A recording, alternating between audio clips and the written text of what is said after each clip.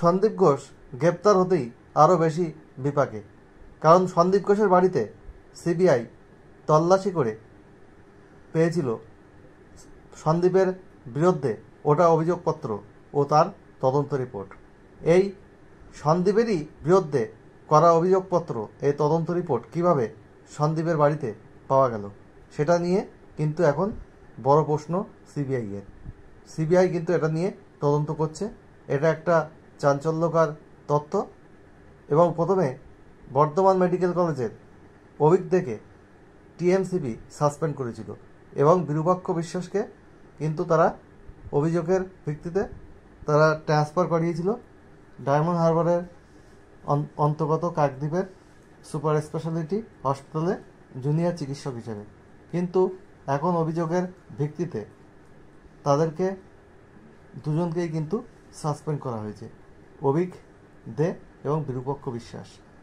এবং এটা বলা হচ্ছে যে এই সাসপেনশন তাদের জন্য কোনো বড় শাস্তি নয়। তাদের বিরুদ্ধে যে অভিযোগ আছে সেই অভিযোগের ভিত্তিতে এই সাসপেনশন কিন্তু অনেকটাই লঘু। আর এদিকে কিন্তু পুলিশ যেটা করেছিল, মিতার পরিবারকে ডিসি নর্থ আছে কিন্তু টাকা দিয়ে মুখ বন্ধ করার চেষ্টা করেছিল। তারপরে পুলিশ যেটা করে, তারা টাকা নিতে রাজি না হয় নর্থের পুলিশ যেটা করে যে তাদের থেকে একটা ভিডিও শ্যুট করিয়ে নেয় যে আমাদেরকে এরকম কোনো টাকার দাবি করানো হয়নি বা এই রকম টাকা দেওয়ার কথা তারা বলেনি, এবং সেটা তারা ভিডিও করে রেকর্ডিং করে রেখেছিলেন।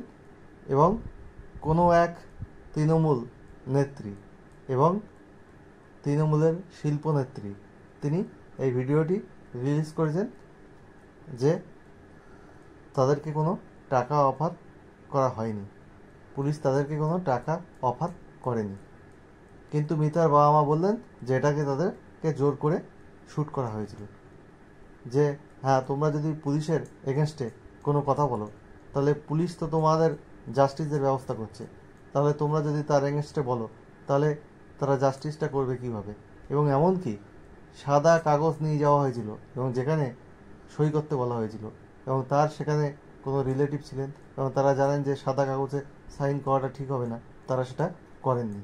তাহলে দেখুন কি চলছে, এটা কিন্তু খুব খারাপ কিছু চলছে। এই জিনিসটা প্রতিবাদ দরকার এবং এর জাস্টিস হওয়া দরকার।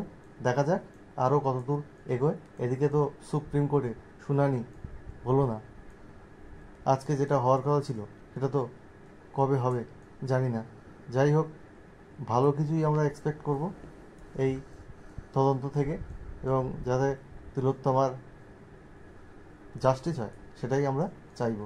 আরও নতুন কিছু খবর এলে আপনাদের সামনে তুলে ধরব। আজকে এইটুকুই।